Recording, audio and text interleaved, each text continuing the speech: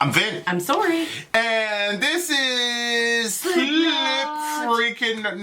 The Nameless. We haven't done them in quite some time. Slipknot, the Nameless.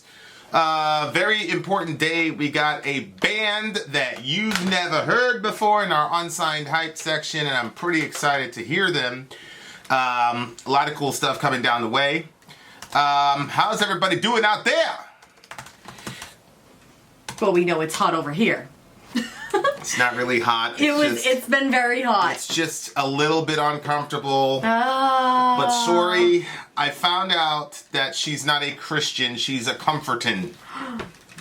She worships comfort. Yes, he's been rude like this all day. Any scintilla of exertion, she's out. She's out. I just want to say we tried to bring Orion up a hill today in the stroller, and Vin was unable to make it up, and I had to pull the stroller up, holding on to a branch. So, for someone who's just worships comfort, well, I did pretty good. I figured out today that I wasn't really black. You weren't. You're not. So there's that. I mean, Biden knows everything. So. Speaking of which, for timely topical political commentary, you can hit us up at Middle America with Vin and Sori. I came out of retirement. Joe Biden forced me out of retirement for the Middle America commentary. So be looking for more. Spoke to you directly. Spoke to me directly. Be looking for more Middle America content. That's going to get ratcheted up. I got out of my retirement. All right. This is Slipknot, the Nameless. Shout out to the big homie Adar. Let's go.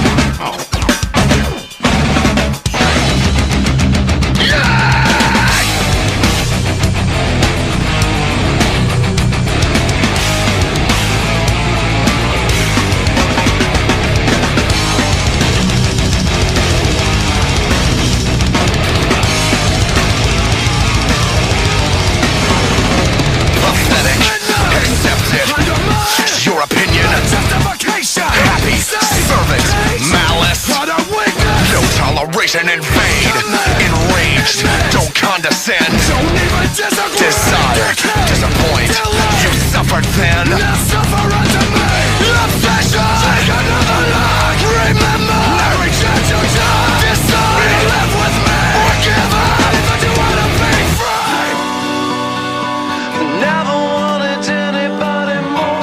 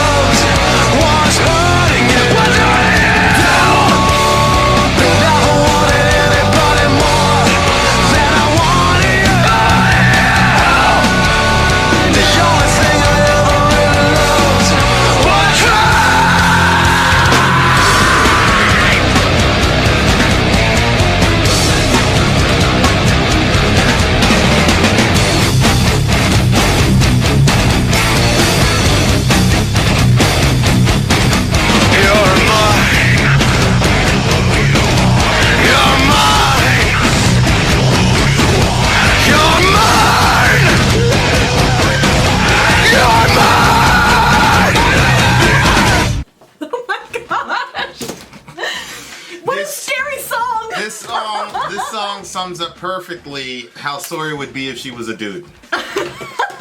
No. 100,000%. There's so many things I could say about this song. I thought it was, I'm like, this is, I had no clue when the beginning of the song was going on. I'm like, oh, this is going to be political. Well, like all good songs, it could be interpreted in a multitude of ways. But then as it progressed, I said, no, it sounds like a relationship. And then I was like, this is a really messed up relationship. And then it got really dark, from my understanding, and I didn't like it. Like, I'm saying, what I thought they were talking about, if that's what they were talking about, it was upsetting. Shout out to the big homie, Adar. I just messaged you. Oh, no. He's shopping with his girlfriend, Okay, so he doesn't want to talk to me. Good for him. I was going to ask him a question, but we don't need it. Yeah. First Was of all, he raping her? No, I don't. Fingers on your skin, let my savage in. You deserve it. Yeah, it definitely can be construed that way. Yeah, that's how. This is one of those Slipknot records I never listened to. This is a record that came out after Iowa, I think, and I had stopped listening to them by that point because I don't know. I don't know why I stopped listening at that point, but I stopped. So I've never heard anything from this record. You are nothing more. You are something less. Well, first of all, the structure of the song. Like Biden talking to that girl. Yeah, exactly. It's true. The structure of the song is very unique. I don't think I've ever seen a song. Oh my word! It was weird, right? Yeah, it was very, very different, but it wasn't so weird that it was just like, hey, we're trying to be progressive and doing something new, you know. Oh, we really did accomplish stupidity. Yeah. So, no, I liked it. It was. So it definitely was like, okay, like, this is interesting. It was fun, but it was heavy, but it was confusing. And then it was still melodic. Yeah. Everybody, yeah. Yeah, I felt that way. So. About what? What do you mean? About a person, like, you want a person, obsessed with them, So, it happens. Who is this person? Shut up your mouth. Man, so this can be taken in so many different ways. I had just mentioned Biden, so I had the DNC on the mind. Yeah. And then as the song progressed, I was thinking about a Facebook post I had seen. And it's these girls that we kind of helped to grow up and come of age. And they posted something like, I don't want my next relationship to be crazy love. I want it to be, stable and peaceful and yada, yada, yada, yada. Because, Yeah. I think that's a cycle that it kind of happens with.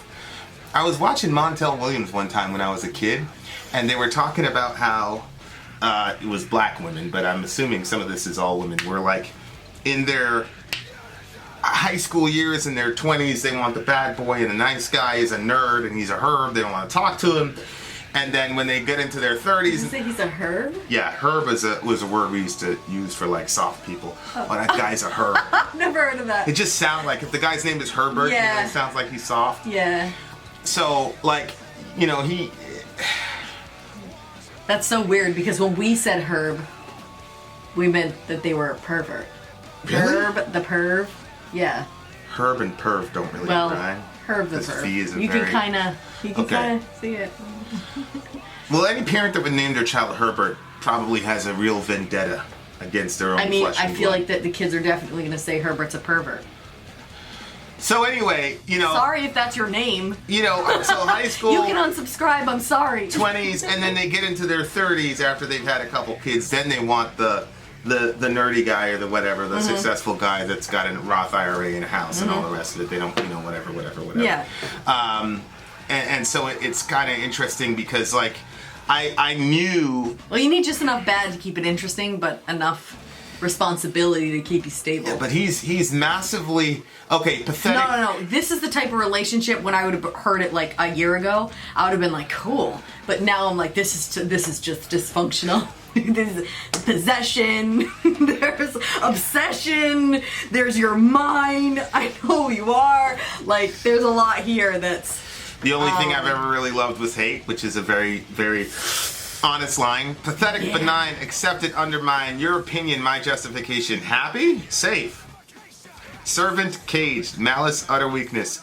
No toleration, invade, committed. Enraged, admitted. Don't condescend. Don't even disagree. Desire, decay, disappoint, delay. You suffered then, now suffer unto me.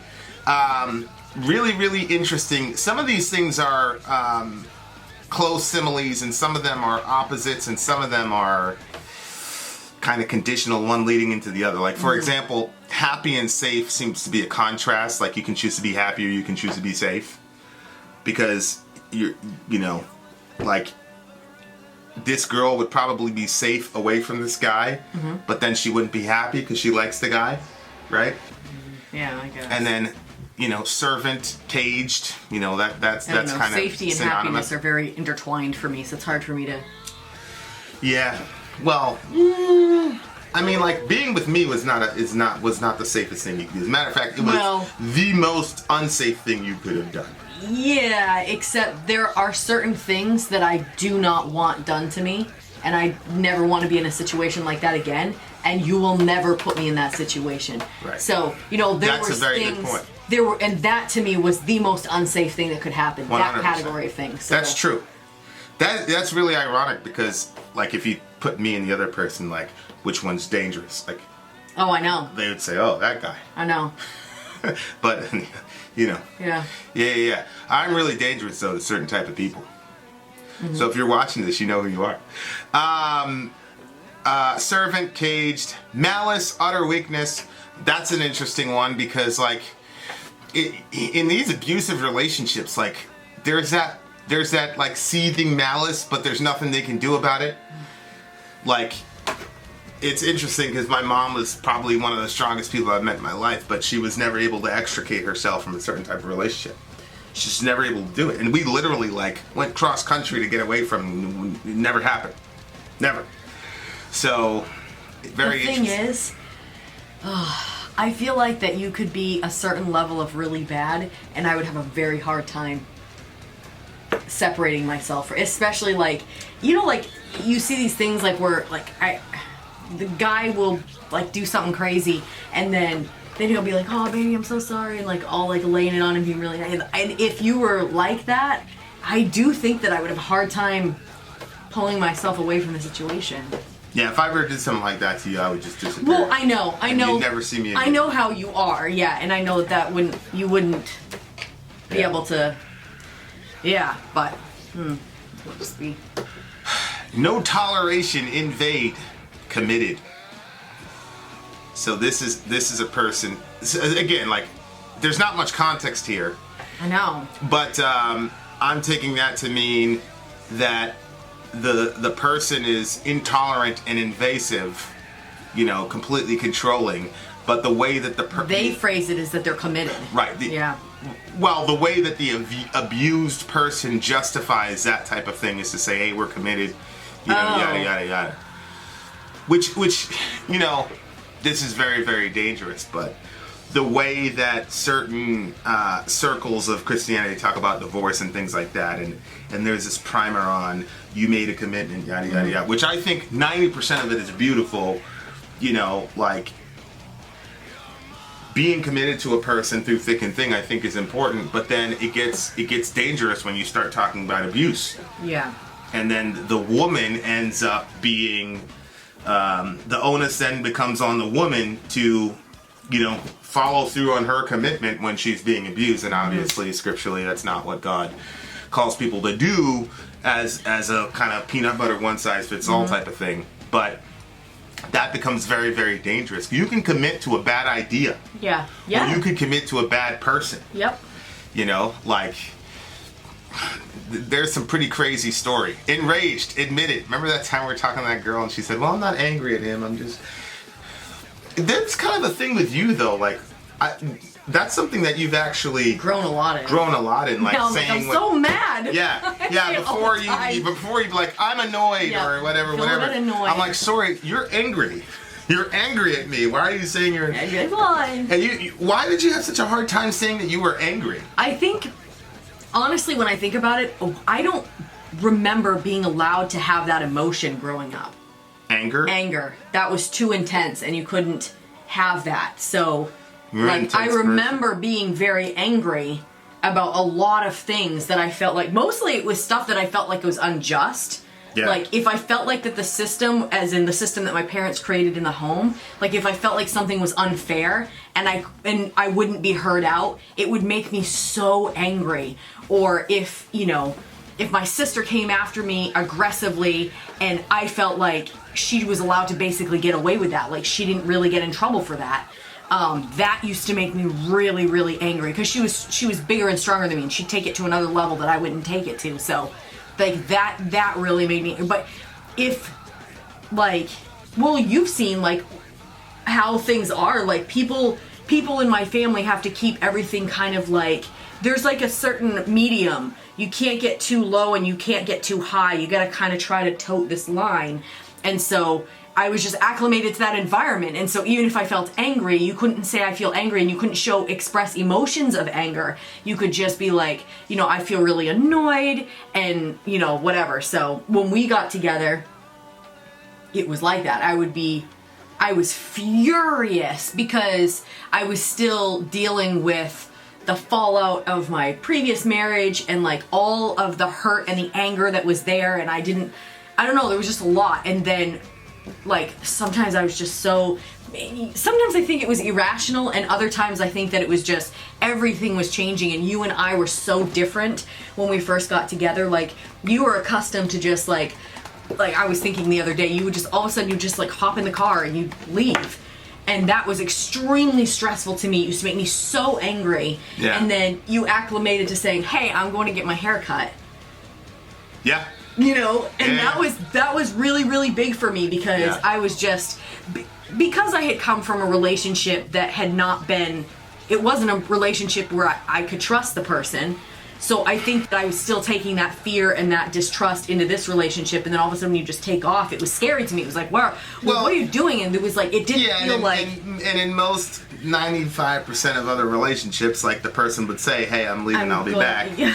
You know, yada, yada, yada. And my relationship was so weird that, you know, it was just... Yeah.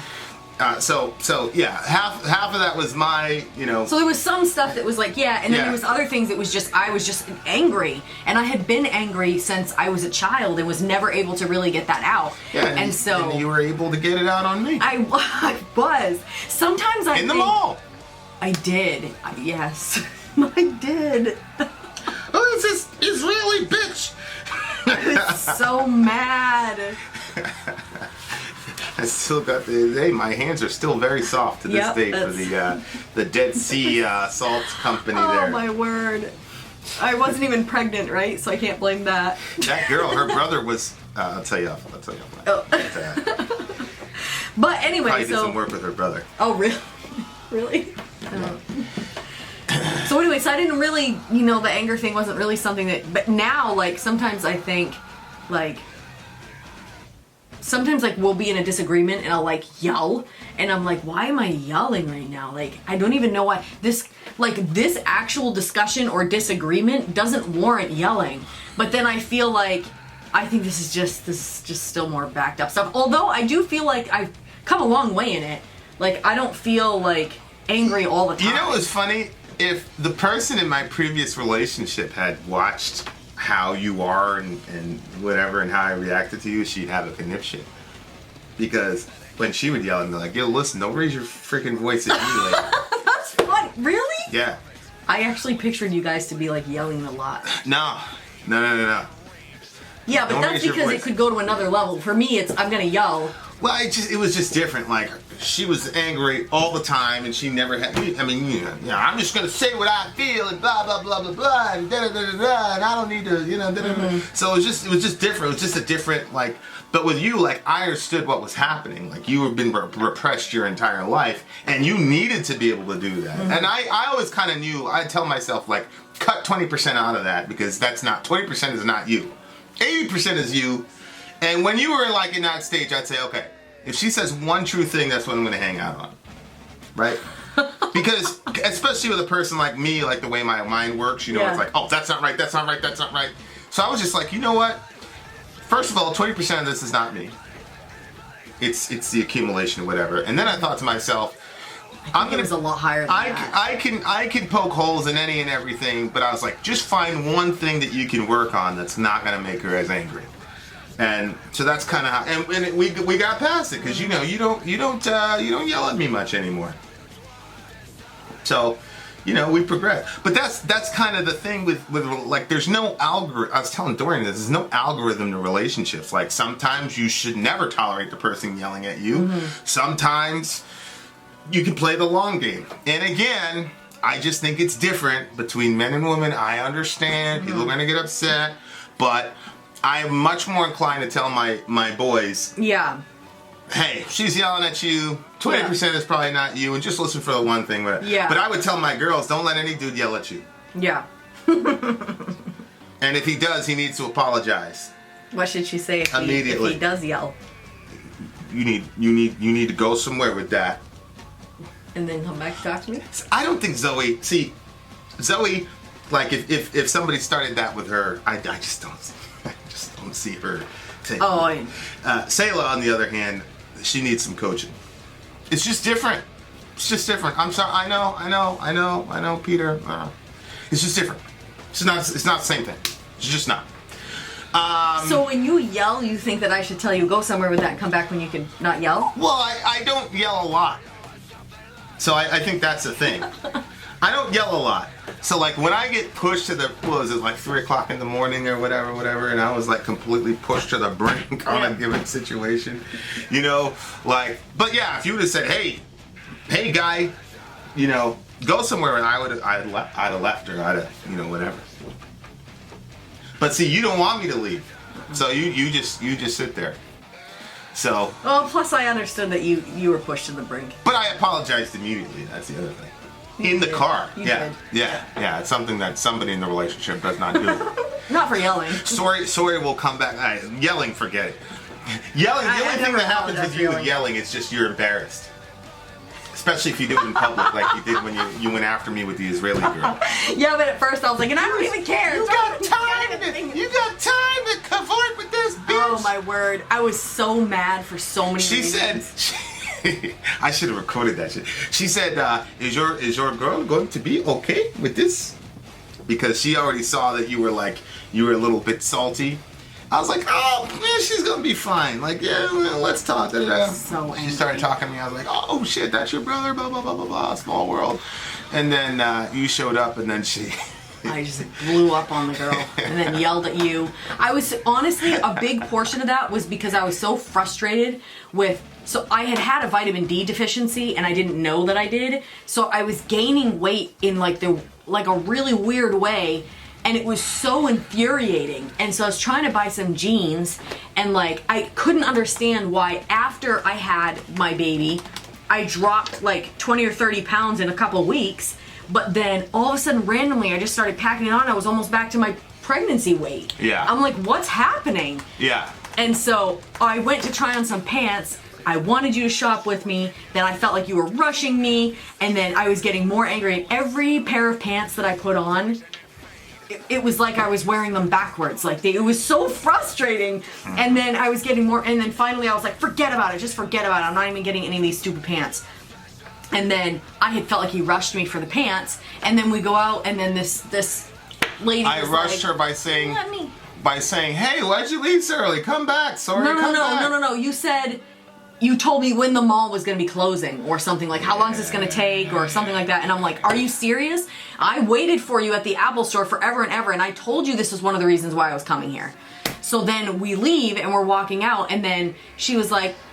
Puts her, like they have those little middle sections in the mall and they put their advertisements. She was selling stuff, and I'm like, he stops, and I was so furious. He can stop for her, but he didn't take the time to help me look for my pants, and so I was like, and then I went down. I was trailing you and saying, "Why did you leave, Sori? Turn around." You were like, "No." I was too mad by that point. I hated how the pants looked. I was so angry. Yeah. I was so angry. Oh my Lord! And it wasn't just about the pants. It was that I wanted you to help me find something, that looked good, and I just felt like you weren't in on it. Yeah, and in your defense, I'm still very. There are certain things that a lot of guys. Oh, you found the split thing. No, this is my computer. Oh. Okay. There's certain things that like that normal guys know or understand that I don't, because the nature of my previous relationship was just so different from normal relationships. Yeah. So, you know, there's some things that I'm like completely clueless on, and there's some like, you know, signals or whatever that I completely miss. I literally had said a bunch of times, hey, after I have a baby, I want to go on a shopping spree, and I want you to come with me, and I want you to help me pick out stuff that's trendy and that looks good on me, and blah, blah, blah. And so I had said it a bunch of times. So I was thinking, I said it a bunch of times, and Right. we're at the store getting pants, and Right. you're literally not helping me. Right. And so I was just, you know, I feel like I've come a little bit further with that, where now I would be like, I thought you said, I told you, you know what I mean, like been more explicit with what I wanted. But Well, yeah. That was a big thing for me, is like, I'm not going to read your mind. I'm not even going to try. yeah, but it didn't take mind reading, because I had already told you a bunch of times. Well, yeah. I'm saying I don't think You that had said it generally, but I didn't know that this was the specific moment when that was going to happen, because we originally were going because of my iPhone. We're Yeah, going to the I said, Apple Store I'm for gonna my get iPhone. some jeans while and I'm then you there. said, I'm going to get some jeans. So I'm like, okay, go get your jeans. But I didn't know that that was the moment when you were going to do this, and there's all this stuff happening honestly, with you it's emotionally. every anytime I go shopping, I want you to, like, put your opinion. I didn't know. 'Cause the other one, you know. Yeah, but yeah. The name of the game is communication. But But if you were a dude, though, I feel like you would be like this. Because you have the tendency to be a very obsessive person, and then obey me, believe me, trust me, worship me, live for me. Me. You I don't know. There's been times I know. I've said to you where I'm like, I'm not going to worship you. Yeah. But, honey, there have been times in altercations we've had where you said, I explicitly told you I didn't want you to do this. And I'm Last night I said, I'm a grown-ass man. Like, what are you said- talking about? I know if it was was last talking. night. No, he wasn't. But last night I said another one that I was like, we were driving, and I had said, you said, I mean, you said something about listening, and I said, no, you're gonna listen to me.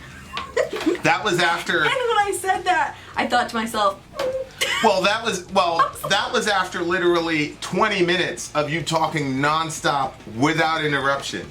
Which anybody that knows me knows that was. I've probably done that 3 times in my entire existence on this planet Earth. You can testify. It was I 20 know. minutes straight. I didn't say a word. actually, I think it was longer than 20 minutes, but. Yeah, I always try to. I mean, you had been talking after that, because that was the drive all the way to Augusta, and then you talked on the way back with me. After your 25-minute screed. Well, Yeah. So then I said something and you interrupted me, and you're like, no, I'm really gonna listen to me. honestly, you know what happens a lot of times is it's hard for me to like actually pay attention to the details, because I just feel like you're trying to pigeonhole me. Yeah. But I know when I'm outside of the situation, that's not your goal, but it feels like it is. Well, I asked a couple times in the discussion, I said, what's the goal here? Yeah, I didn't answer because I really didn't know what my goal was. Yeah. My goal was I want to take a drive, and I want to vent, Yeah. and I want to talk, and then... But it ended up good. Like, the end of the conversation was, I thought, really, really good. And the It ended conclusion really we came good. to and stuff It like ended that. really good. That's why I'm a big believer in those things. I'm a big believer in them. They're uncomfortable, but I think they end very well as long as you've got a It takes so long. as long as you've got a goal. Well, I think we're going to become more efficient communicators if both of us come to the discussion with an end goal in mind. Yeah. That's dedicated to more, oneness or whatever they call it. Yeah. I mean, I felt very good about myself after that discussion. I handled myself very well. I thought I was awesome. That was like one of the best discussions I've ever been a witness to, as Yeah, far as how you did I good. handled some very delicate situations. you did. You did. Very impressed. Very impressed with myself You in did. that moment. Yeah, 100%. Probably trying to make up for the discussion before. Oh, the discussion before. You didn't handle well. I did not handle well. Obey me! Okay, no, let me just say... No, that's too much to say on YouTube. I'll tell you later. No, just whisper. Go ahead. It's too much. It's too much to even say. I'll tell you after, babe.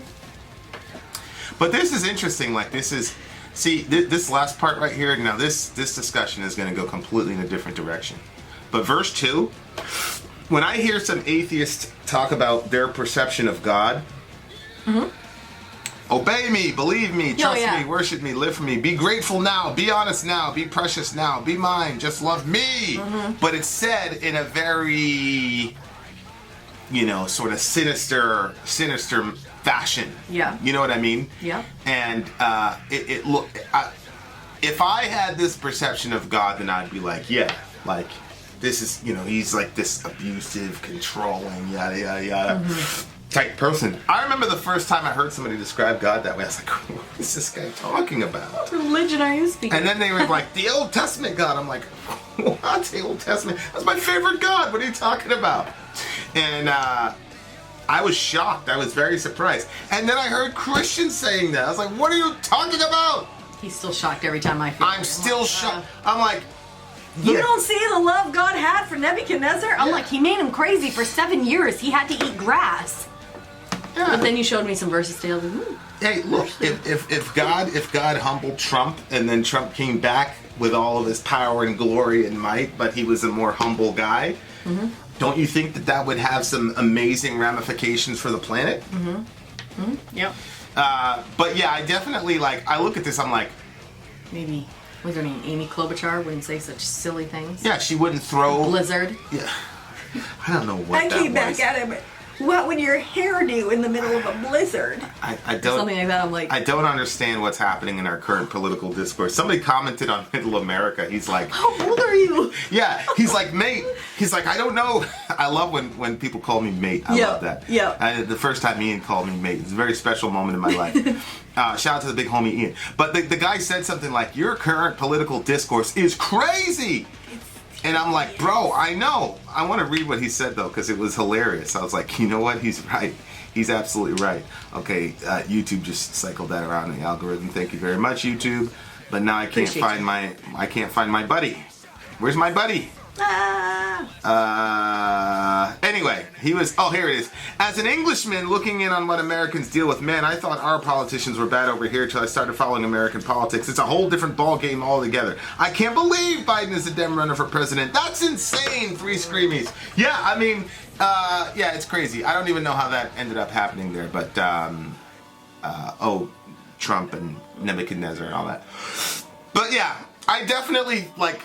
could see this whole song being looked at as metaphorical of how people view God and relationship to God and things like that. And I've always thought to myself, like, that has never been my experience with God. Ever.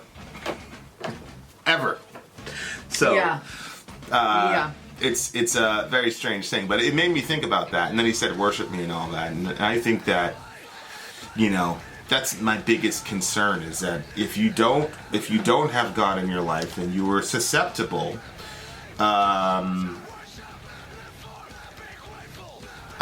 You become susceptible to that stuff. If you're not worship, because in my philosophy is you're going to worship something, whether it's money or whatever, or a relationship. A lot of people, food, like, sorry, a lot of people, like, since they don't have God, they'll replace that with a human being, and whatever occupies the majority of your mind is what you're worshiping. So anyway, it's a very, very interesting song.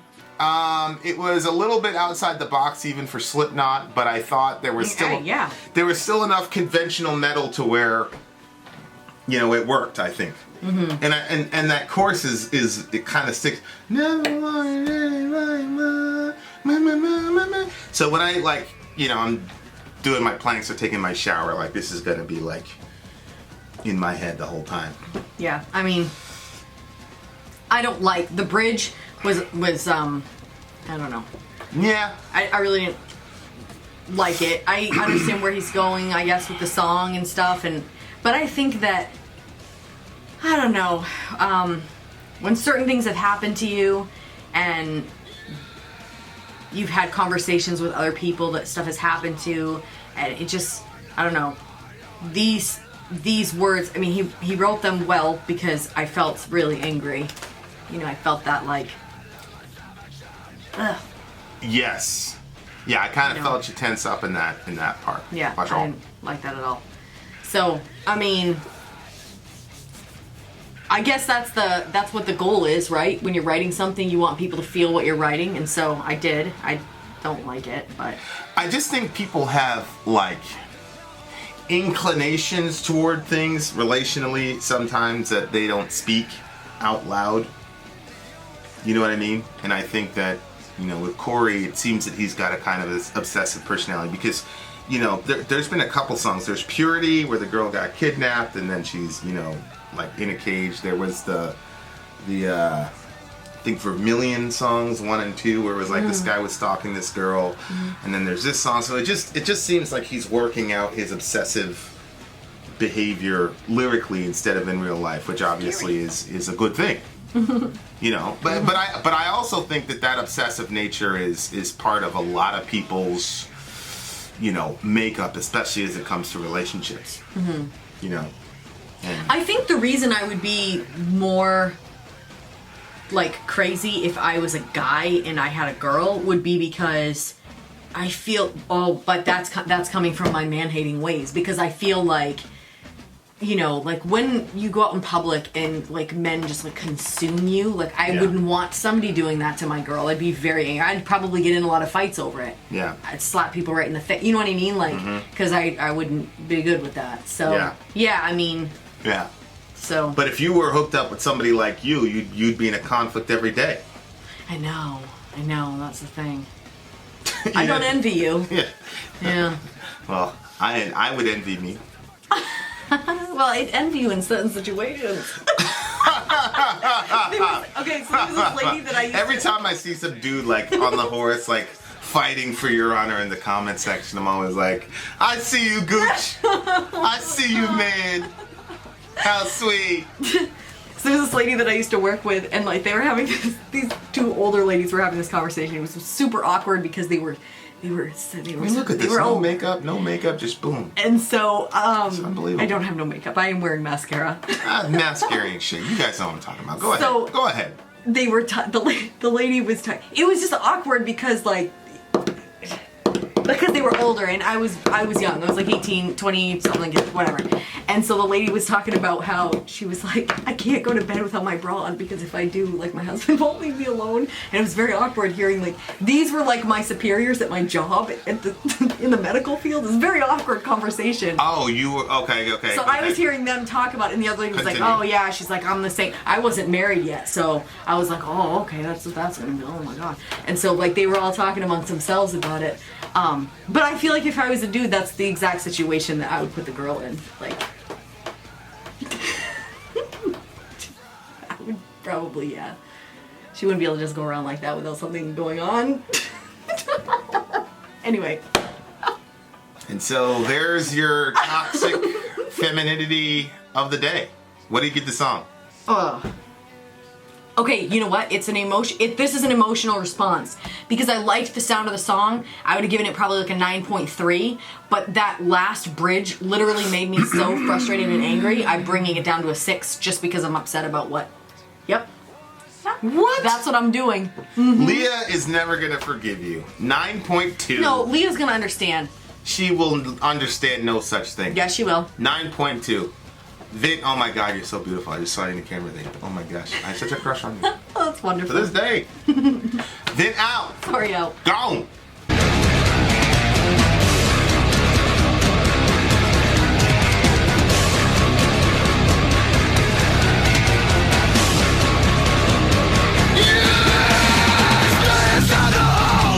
Control. You are nothing more, you are something less. Something at the gun, something at the break. Fingers in your skin, limits of action, you deserve it.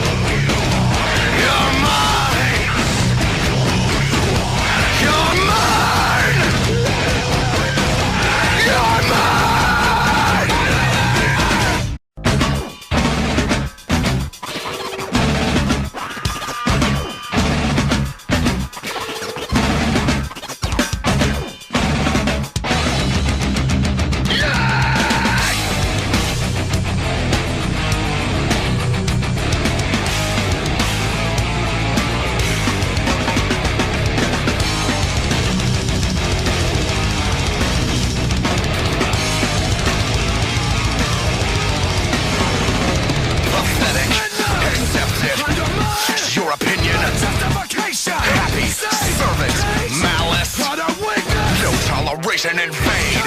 Enraged, don't condescend. Desire, disappoint. You suffered then. Now suffer unto me.